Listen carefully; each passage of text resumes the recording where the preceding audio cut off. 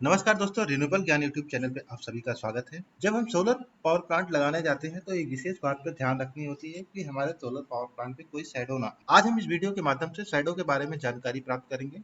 Shadow का हमारे solar power plant पे क्या इफेक्ट होता है, उसका क्या इम्पैक्ट होता है और शैडो की वजह से जो लॉसेस हो रहा है उसको ओवरकम करने के लिए हमारे पास क्या क्या अप्रोच है। तो पहले हम ये समझते हैं कि शैडो की वजह से हमारे आउटपुट पावर पर क्या इफेक्ट पड़ता है। इसको समझने के लिए हम पानी के बहाव को समझते हैं कि अगर पानी किसी पाइप के माध्यम से बहता है तो वो पानी तब तक कंटिन्यूअस बहता रहता है जब तक हमारे पास पानी अवेलेबल रहेगा। सेम उसी पैटर्न पर हमारा किसी पैनल या किसी सेल के माध्यम से करंट का लगातार फ्लो होता रहेगा जब तक हमारे पास इरेडिएशन अवेलेबल रहे। बट अगर उस पाइप के मार्ग में कोई अवरोध आ जाता है तो पानी के बहाव को वो रोक देता है। सेम उसी पैटर्न पर अगर हमारे किसी सोलर सेल पर या सोलर पैनल पे कोई शैडो आ जाता है तो उस शैडो की वजह से हमारे सोलर सेल के जो करंट फ्लो हो रहा है उस करंट के फ्लो में एक अवरोध आ जाता है। अब हम देखते हैं कि सोलर पैनल शैडो के कंडीशन में कितने अच्छे तरीके से काम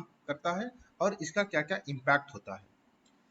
सोलर का जो जनरेशन होता है उस पर शैडो का एक निगेटिव इम्पैक्ट होता है और शैडो की वजह से सोलर एनर्जी का जनरेशन कम हो जाता है।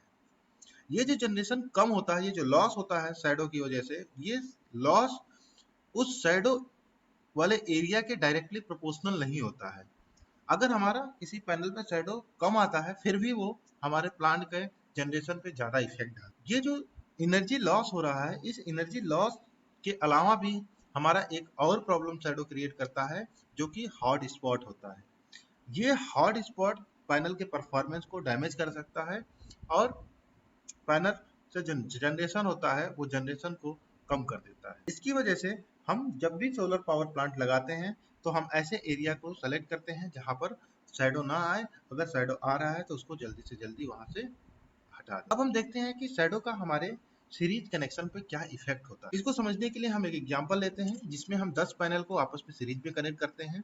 प्रत्येक पैनल का जो वोल्टेज होता है 35 वोल्ट होता है और करंट की वैल्यू 5 एम्पियर होता है। अगर हम पैनल को सीरीज में करते हैं तो सीरीज में कनेक्ट करने के बाद जो आउटपुट वोल्टेज और करंट आता है वो 350 वोल्ट और 5 एम्पियर आएगा। अगर हम दोनों को मल्टीप्लाई करें तो इस सीरीज का आउटपुट पावर आएगा जो कि 1750 वाट होता है। अब हम देखते हैं कि किसी एक पर्टिकुलर पैनल पर पार्शली शैडो आता है और इस शैडो की वजह से इस पर्टिकुलर पैनल का जो करंट होता है वो 3.2 एम्पियर जनरेट। जैसा कि हमें पता है कि सीरीज की कंडीशन में किसी भी पैनल का जो मिनिमम करंट जनरेट होगा वो पूरे सीरीज का आउटपुट करंट होगा। अब शैडो की कंडीशन पे अगर हम वोल्टेज और करंट की वैल्यू देखेंगे तो जो आउटपुट वोल्टेज आ रहा है वो 350 वोल्ट है और करंट की वैल्यू होती है 3.2 एम्पियर और इस कंडीशन पे जो आउटपुट पावर आएगा वो 1120 वाट आएगा। अगर हम दोनों का कंपैरिजन करें अनसाइडेड आउटपुट और साइडेड आउटपुट तो यहाँ पर 630 वाट का पावर लॉस होता है। अब हम देखते हैं कि शैडो का हमारे पैरेलल कनेक्शन पे क्या इफेक्ट है। सेम हम वही 10 पैनल लेते हैं जिनके वोल्टेज की वैल्यू 35 वोल्ट और करंट की वैल्यू 5 एम्पियर होता है। अब इन पैनल को आपस में पैरेलल में कनेक्ट कर देते हैं।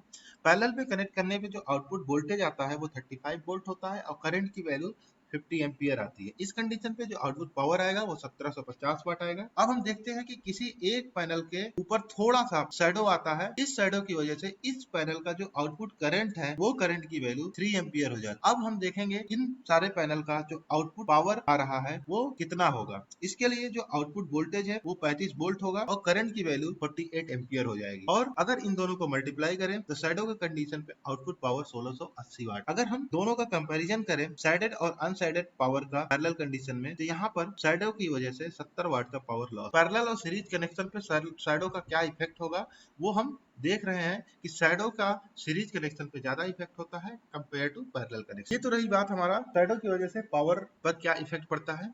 इसके अलावा हमारे सोलर पैनल पे एक और इफेक्ट होता है शैडो की वजह से, वो होता है हॉट स्पॉट। तो हॉट स्पॉट क्रिएट करने के लिए शैडो का एक मेजर रोल होता है। जब किसी सेल पर शैडो आता है तो वो एक पोलराइज डायोड की तरह काम करने लगता है और ये रिवर्स पावर जनरेट करने लगता है। जैसा कि हमें पता है कि पर्टिकुलर हर सेल का एक क्रिटिकल पावर डिसिपेशन होता है और जब ये reverse power critical power dissipation से ज्यादा हो जाता है तो उस सेल को डैमेज कर देता है और इस कंडीशन पे हमें हॉट स्पॉट प्राप्त होता है। अब हम देखते हैं कि लाइव पैनल का जो शैडो की वजह से ये एक हॉट स्पॉट क्रिएट हुआ और पैनल हमारा बर्न हो गया। ये सारे तो प्रॉब्लम थे हमारे जो शैडो की वजह से क्रिएट होते हैं। इसके अलावा अब हम देखेंगे कि क्या क्या अप्रोचेज हमारे पास हैं जिसकी वजह से हम शैडो को ओवरकम कर सकते हैं। इसमें जो पहला आता है स्ट्रिंगिंग अरेंजमेंट। स्ट्रिंगिंग अरेंजमेंट में क्या होता है कि नंबर ऑफ पैनल को अलग अलग स्ट्रिंग में कनेक्ट करके और उसके आउटपुट को हम प्राप्त करें। सपोज करिए कि हमारे पास 9 पैनल है, अगर एक सिंगल स्ट्रिंग में सारे पैनल को कनेक्ट करते हैं, इस कंडीशन पे अगर हमारे एक किसी पैनल पे शैडो आ रही है तो वो पूरे स्ट्रिंग के पावर को इफेक्ट करेगी।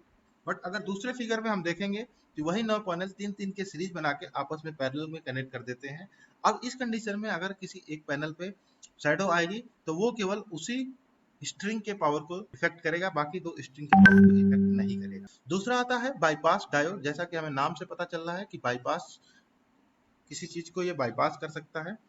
तो ये हमारे सोलर पैनल के जंक्शन बॉक्स में लगे रहते हैं जो किसी पर्टिकुलर सेल पर शैडो की कंडीशन पे उस स्ट्रिंग के को बाईपास करके बाकी स्ट्रिंग से हमें आउटपुट पावर देता रहता है। तीसरा हमारा अरेंजमेंट आता है module level power electronics. Module level power electronics दो तरीके से कर सकते हैं। पहला हमारा डीसी ऑप्टिमाइजर और दूसरा हमारा माइक्रो इन्वर्टर। डीसी ऑप्टिमाइजर एक डीसी टू डीसी कन्वर्टर होता है जो एक पैनल के आउटपुट को ऑप्टिमाइज करके हमें इन्वर्टर तक देता है।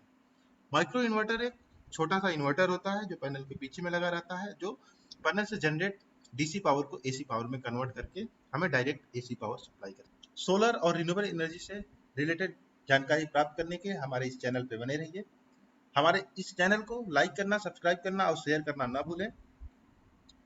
इस वीडियो को देखने के लिए आप लोगों को बहुत बहुत धन्यवाद।